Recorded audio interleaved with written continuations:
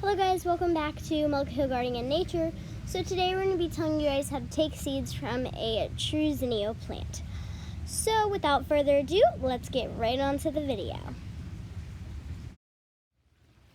So right now I'm out in my backyard with all of my Zinnia plants. We have quite the plethora. It is the start of October. All of our plants are actually starting to die, we're getting all of our seeds, which is really great and amazing.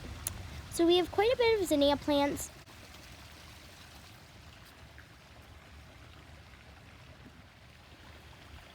So right now I'm just going to pull some off of the plant to show you guys what they look like. They are these little triangle shaped seeds.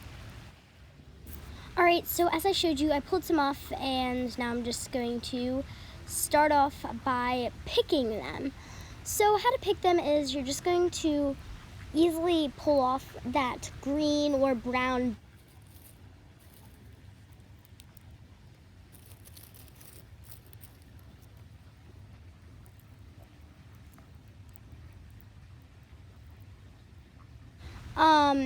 you will be left with this crumbly residue too.